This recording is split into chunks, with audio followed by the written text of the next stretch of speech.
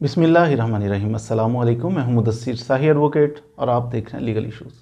जो हमने last videos में डिस्कस किया था कि रूलिंग जो है डिप्टी स्पीकर पंजाब असेंबली की वो गैर आइनी है, गैर कानूनी है। ये हमारा एक ओपिनियन था। एनी हो, इस पे एप्लीकेशन जब मूव की, पिटीशन फाइल की परवेज़ इलाही साहब ने सुप्रीम कोर्ट में, तो सुप्रीम कोर्ट की लाहौर रजिस्ट्री उसके अंदर भी फिर जब समाअत के लिए पेश हुए तो सुप्रीम कोर्ट के जजेस ने भी, चीफ जस्टिस साहब ने भी इसके साथ किसी हद तक एग्री किया कि ये जो जिस जजमेंट के ऊपर बेस किया था, हमारी जजमेंट थी कि जनाब ये जो डिफेक्टेड मेंबर्स हैं ये यानी मुनहरिफ अरकान हैं, उनके ऊपर उनकी तशरीह कर दी जाए 63(1)(a) की कि मुनहरिफ जो अरकान है उनका स्टेटस क्या होगा, उनके वोट काउंट होंगे नहीं होंगे, फ्यूचर उनका क्या होगा, नाअहल होंगे। यानी ये एक कंप्लीट प्रोसीजर है कि अगर मुनहरिफ अरकान हो उनका तरीक़ाकार क्या है और उसके बाद उनके वोट शुमार नहीं होंगे। इसके ऊपर बेस करते हुए ये डिप्टी स्पीकर साहब ने इसकी इंटरप्रिटेशन किसी हद तक करने की कोशिश की और काफ लीग के जो 10 वोट्स हैं उनको शुमार नहीं किया, जिसकी वजह से फिर एग्रीव्ड पार्टी बने परवेज़ इलाही। यानी हो सुप्रीम कोर्ट ने फिर कहा कि ये जो इंटरप्रिटेशन की है डिप्टी स्पीकर साहब ने, ऐसी ये कोई बात हमने अपनी जजमेंट के अंदर नहीं लिखी थी। प्राइमा फेशिये बादियुन नज़र में ज़ाहरी तौर पर देखते बज़ाहिर ऐसा लग रहा है कि जैसे ये डिप्टी स्पीकर पंजाब असेंबली इनकी रूलिंग गलत है।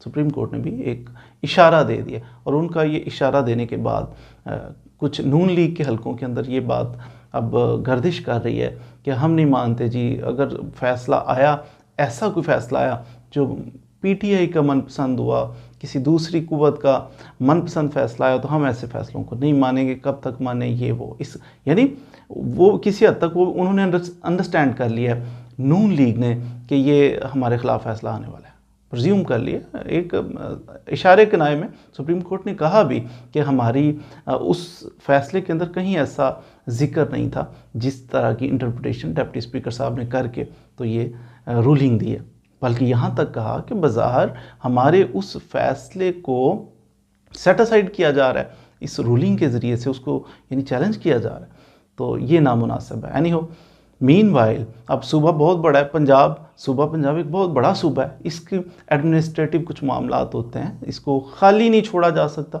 इस वजह से जो ओथ लिया हमजा शहबाज साहब ने, वो उसकी तो हैसियत नहीं है ना कि ओथ उन्होंने जो ले लिया और वज़ीर आला बन गए। उन्होंने कहा हम इसको सेट असाइड करते हैं, ये सारा मामला जो है, जो इनका ओथ हुआ, ये वज़ीर आला बन गए, ये कुछ भी प्रज्यूम ये किया जाएगा, कुछ भी नहीं हुआ। लेकिन क्योंकि इतना बड़ा सूबा इंतज़ामी मामलात हैं, कंट्रोल करना होता है, तो इसको खाली नहीं छोड़ते। मीनवाइल यानी मंडे तक, कल तक हम 1-2 दिन के लिए इनको वज़ीर आला के ओहदे पे रहने देते हैं।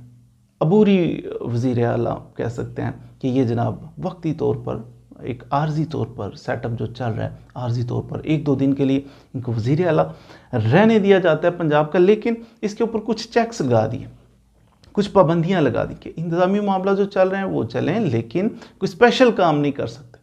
आईजी को बदल दें, फ़लाँ को इधर कर दें, उधर कर दें, बड़े बड़े फ़ैसले नहीं कर सकते, अपनी कैबिनेट नहीं बना सकते ये, और कोई ऐसा काम नहीं करेंगे जो सियासी तौर पर ये वज़ीर आला के तौर पर ऐसा काम कर दें कि सियासी तौर पर इन्हें फ़ायदा हो जाए। तो यानी सुप्रीम कोर्ट का चेक होगा इस वज़ीर आला जो 1 दिन के लिए या 2 दिन के लिए आर्जी तौर पर वज़ीर आला बना, इसके ऊपर सुप्रीम कोर्ट का चेक होगा। सुप्रीम कोर्ट देखेगी कि अगर इन्होंने ऐसा कोई काम किया, वज़ीर आला साहब ने, हमजा शहबाज साहब ने ऐसा कोई काम कर लिया कि सियासी तौर पे कोई नफ़ा उठा लिया, कोई तयनातियाँ कर ली, लोगों को अपॉइंट कर दिया, इधर से उधर कर दिया, या इन्होंने कोई अपनी कबीना वगैरह कुछ ऐसा करते हैं, तो उसको कलअदम करार दिया जाएगा, वाइड करार दे दिया जाएगा, उसकी कोई हैसियत नहीं रहेगी। मंडे तक के लिए एडजर्न किया, मंडे को सारी पार्टीज़ को तलब किया और इन सब को सुन के, रिकॉर्ड को सुन के, इवन कि वो जो लेटर था एक हवा में लहराया गया उसको भी कहा है कि वो भी पेश किया जाए, उसको भी देखा जाएगा और फिर सारी पार्टीज़ को सुन के तो एक फ़ैसला कर दिया जाएगा। सुप्रीम कोर्ट का फ़ैसला बज़ाहिर एक इशारे किनारे में हमें महसूस होता है कि जैसे रूलिंग को सेट असाइड कर दिया जाए और चांसेस हैं कि वज़ीर आला पंजाब जो हैं वो परवेज़ इलाही साहब, इनको बना दिया जाए। लेकिन ये कॉन्स्टिट्यूशनल क्राइसिस, आइनी बहरान है मुल्क के अंदर बहुत ज़्यादा। मुआशी तो था, गरीब गुरबा तो वैसे ही पीस रहे थे, लेकिन ये अब बड़े बड़े पॉलिटिशियन भी सींग अड़ाए हुए नज़र आ रहे हैं हमें। तो ये मुल्क के लिए अच्छा नहीं है कि बहुत ज़्यादा ये क्राइसिस जो गुरबा के लिए बढ़े हुए हैं, मिडिल क्लास तबका परेशान है, ये मज़ीद उसको तक़वियत मिलेगी। ये जो मुआशी बहरान है इसको मज़ीद तक़वियत मिलेगी।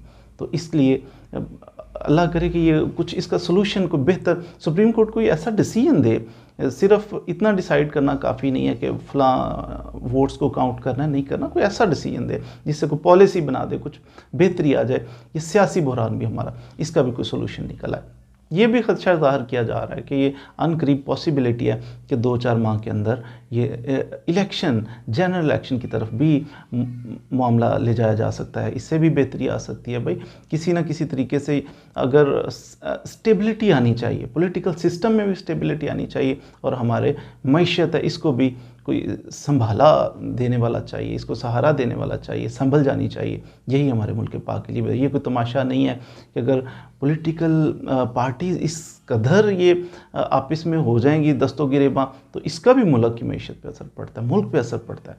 तो अल्लाह ताला से दुआ भी करें जी, सिर्फ सुनने की हद तक ना रहें, बल्कि दुआ करें कि अल्लाह ताला हमारे मुल्क पाक पर रहम फरमाए, इसके जितने भी मसाइल हैं वो जल्द हल हो जाएं। Hope for the best. Thank you very much.